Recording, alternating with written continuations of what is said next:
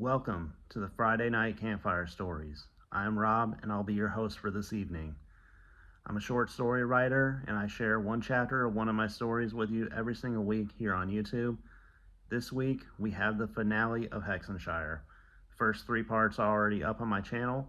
If you haven't watched them yet, I suggest you watch them before you watch this. But yes, it's been a roller coaster ride so far, but I promised last week that you guys were not ready for what is coming next, and I'm here to deliver that.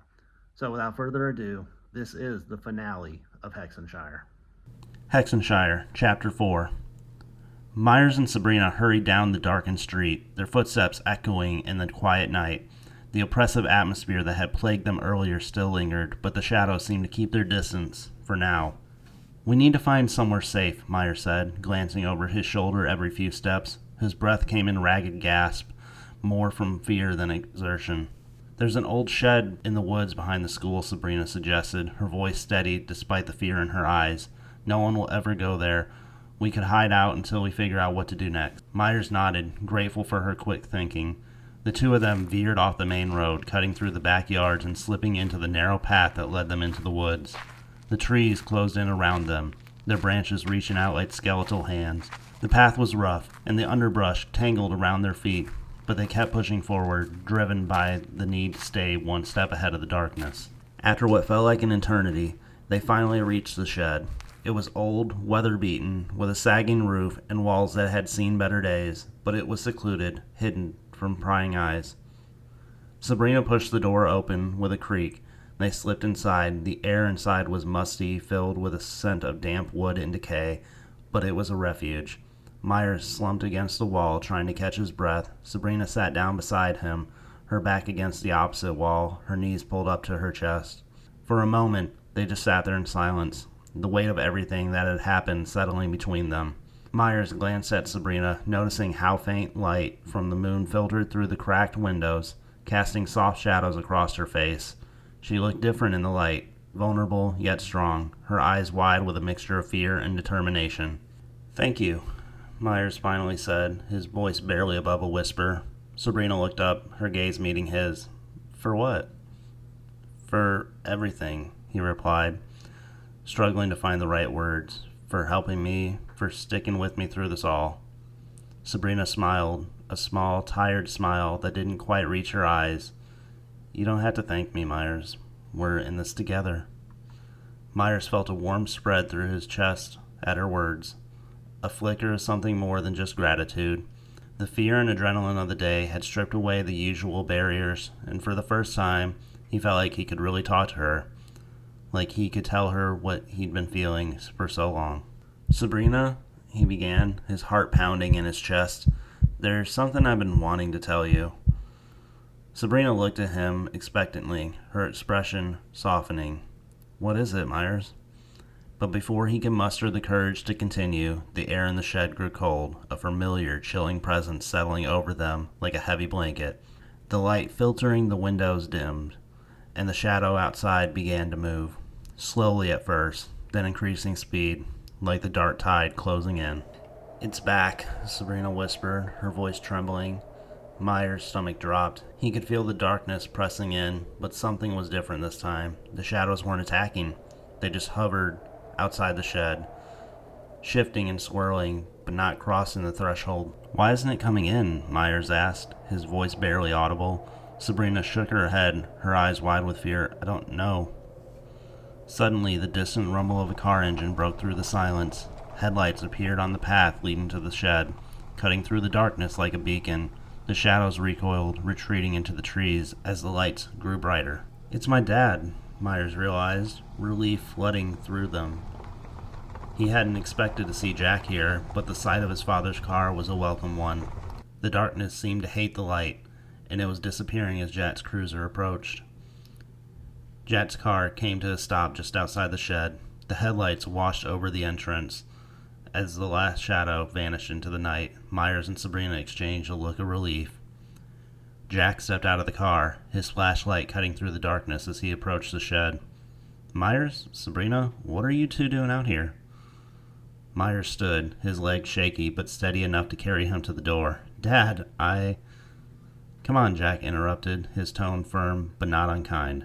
"Let's get you home, both of you." Sabrina stood as well, glancing at Myers with a mixture of relief and lingering fear.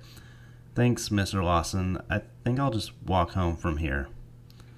But before Jack could respond, something in his eyes shifted. A darkness, the same oppressive presence that had haunted them all night, flickering in his gaze. His smile twisted into something sinister, something not entirely his own. "No, Sabrina," Jack said, his voice lower with a growl. "I think you'll stay right here." Sabrina's eyes widened in fear as Jack's hand shot out, grabbing her arm with an iron grip. "Mr. Lawson, what are you doing?" "Dad, stop!" Myers shouted, but his words were drowned out by the cold, malicious chuckle that escaped Jack's lips.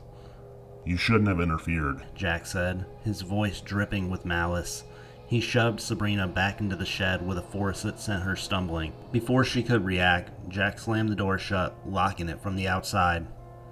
"Dad, what are you doing?" Myers cries, panic rising in his chest as he banged on the shed door, trying to free Sabrina.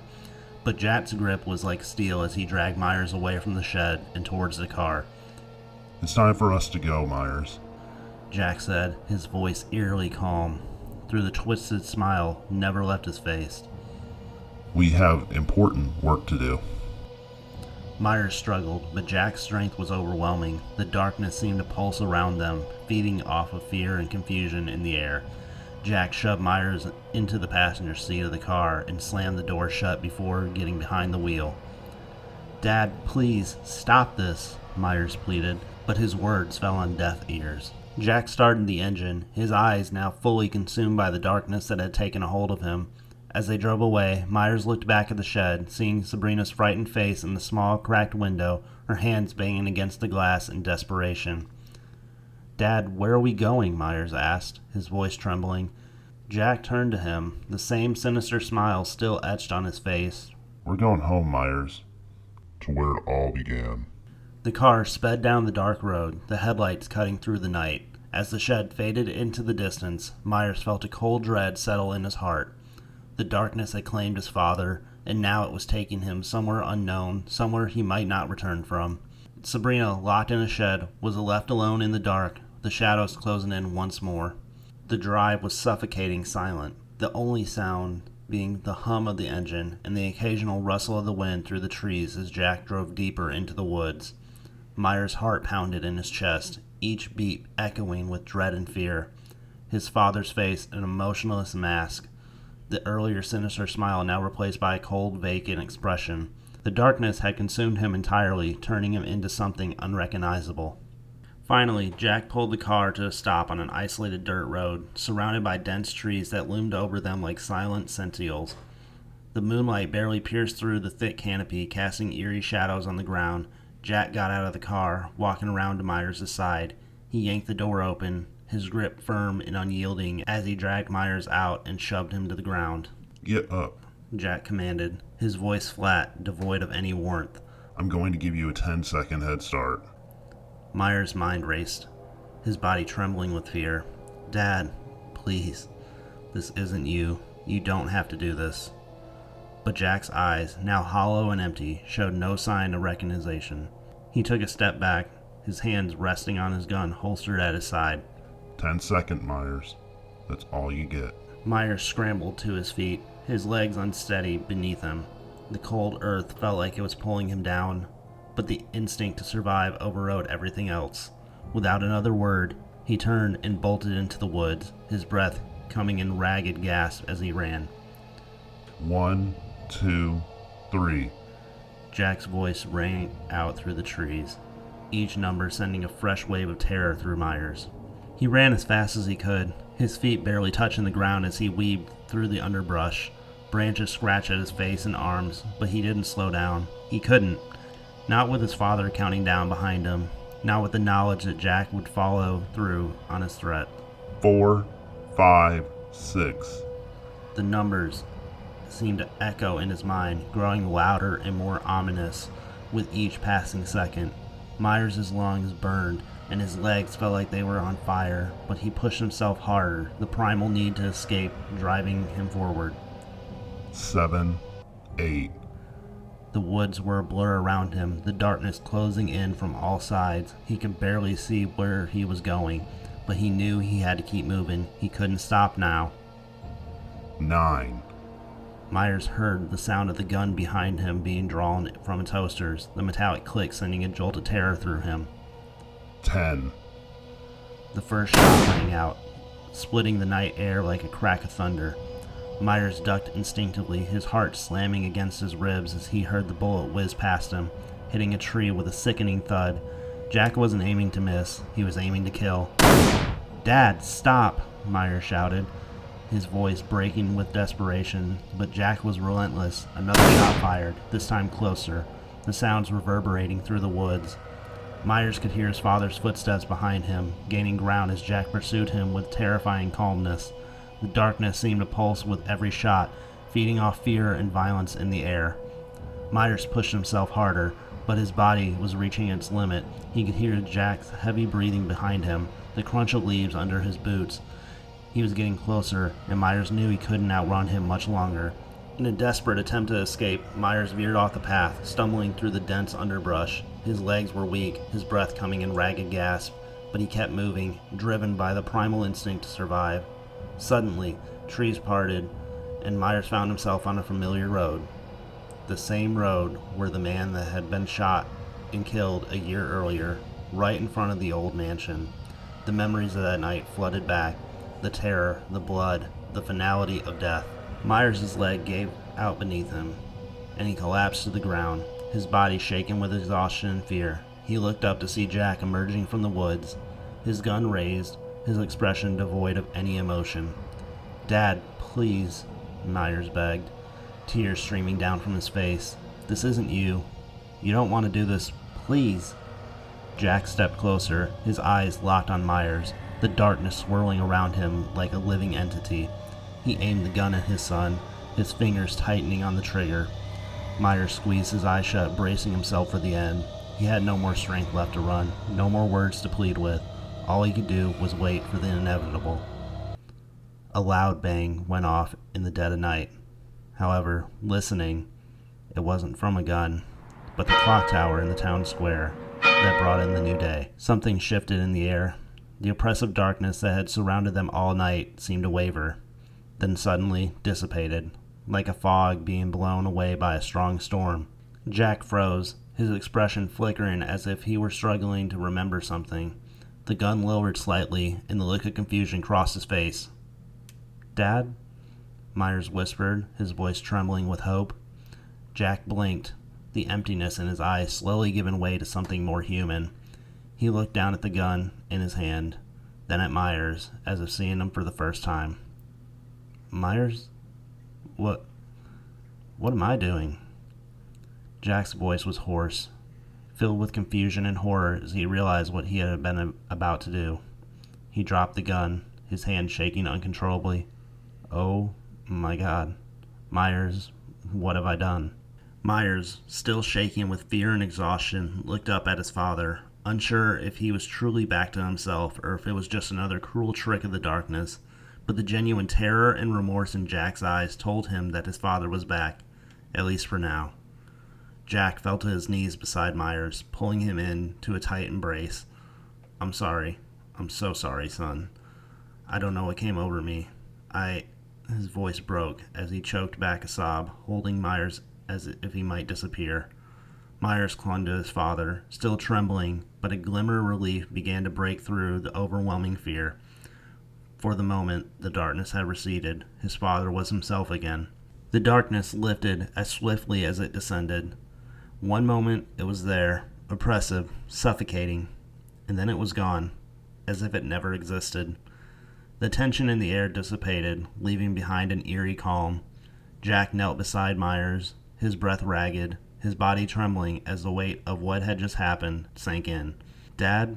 Myers whispered, his voice barely audible over the pounding of his heart. "Are you back?" Jack looked at his son, tears welling in his eyes. "I'm back, Myers. I'm so sorry for everything. I don't know what came over me. I lost myself there for a while." Myers didn't say anything. Instead, he wrapped his arms around his father, holding on tightly, as if letting go would mean losing him again. Jack returned the embrace, the grip firm and protective. For the first time in what felt like an eternity, they were both safe. After a few moments, Jack pulled back, his expression filled with resolve. "We need to go get Sabrina," he said, his voice steady. "She's still in the shed." Myers nodded, and together they made their way back to the car. The drive back to the woods was filled with silence, but this time a comforting one. A silence that allowed them to process everything that had happened. When they arrived at the shed, Jack quickly unlocked the door. Sabrina rushed out, her face pale with fear, but her eyes filled with relief at the sight of Myers and Jack. "What happened?" she asked, her voice trembling as she looked between them. "It's over," Myers said softly, though the uncertainty lingered in his voice. "At least for now." Jack and Myers explained everything to Sabrina on the drive to her house, his voice calm and tinged with the weight of what had just occurred. He recounted the events in the woods, how he had lost control, how the darkness had taken a hold of him. Sabrina listened intently, her expression serious as she processed the information. "I don't know what the darkness was," Jack admitted, gripping the steering wheel tightly, "but whatever it was, it's gone now." "Do you think it'll ever come back?" Sabrina asked. Jack hesitated, then glanced at Myers in the rearview mirror. "I don't know," he replied, honestly, "but we'll be ready if it does." They pulled up in front of Sabrina's house, the warm glow of the porch light a stark contrast to the cold, dark night they had just escaped. Jack parked the car, and Myers felt a sudden wave of awkwardness wash over him. He wanted to say something to Sabrina, something that would convey the depths of his feelings, but the presence of his dad made the words stick in his throat. Sensing his son's discomfort, Jack faked a phone call, raising the phone to his ear. "I'll be right back," he said, stepping out of the car and walking a few paces away to give them some privacy. Sabrina turned to Myers, her expression softening. "Thank you for everything, Myers. I don't know what I would have done without you." Myers felt his face flush, his heart beating faster. "I'm just glad you're okay," he said, fumbling over his words. I'm glad we're both okay." Sabrina smiled, leaning in slightly. The moment hung between them, charged with the unspoken emotions that had been building all night. Finally, Myers leaned in too, and they shared a brief, innocent kiss. Soft and sweet, a promise of something more once the fear and uncertainty had passed. When they pulled back, Sabrina smiled again, this time a little shyly. "Happy Halloween, Myers." "Happy Halloween, Sabrina," he replied, watching as she walked away from the car and up to her house. She turned back one last time, giving him a small wave before disappearing inside. Jack returned to the car, his face unreadable, but the corners of his mouth lifted in a faint smile. "Ready to go home?" he asked, his voice gentle. Myers nodded, feeling the sense of calm washing over him. "Yeah, let's go home." As they drove through the quiet streets of Hexenshire, a sense of peace settled between them. The fear and the darkness of the night had forged a new bond between father and son, one that was stronger and more unbreakable than before. They didn't need to speak. The silence was enough to convey everything they were feeling. But as they passed through the familiar landmarks of their small town, something caught Myers' eye in the side of his mirror. A shadow, darker than the night itself, seemed to be following them, keeping pace with the car as it rolled down the deserted roads. Myers' heart skipped a beat, but when he turned to look directly, there was nothing there, only an empty road stretching out behind them. He glanced at his father, who was focused on the road ahead, unaware of the brief flicker of darkness that had appeared.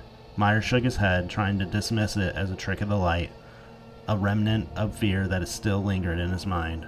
But as they drove on, the feeling that they weren't alone remained. The darkness may have retreated, but it wasn't gone. It was still out there, watching, waiting, biding its time. For now they were safe, but the shadows of Hexenshire held many secrets, and Myers knew that this was only the beginning.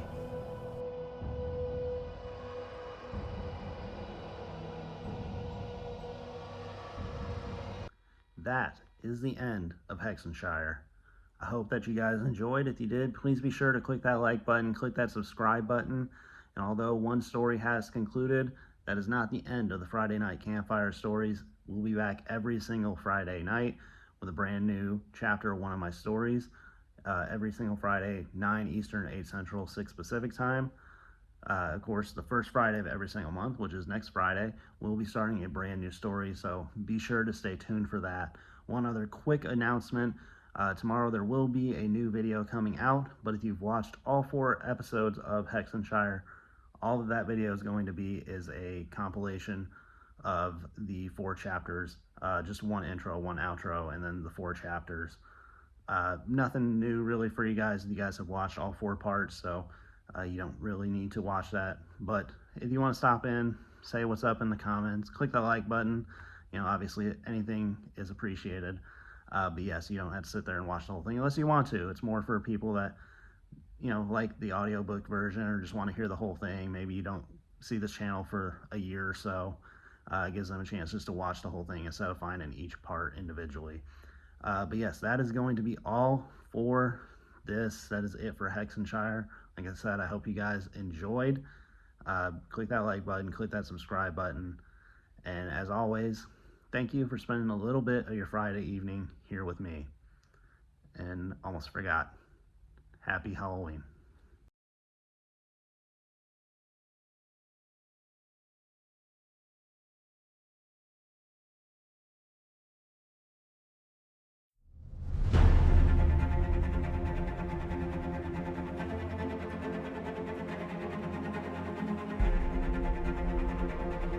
Sometimes achieving your dreams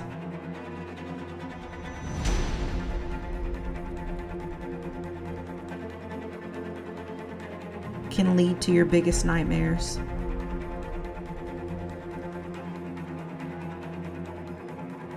You have been sliced.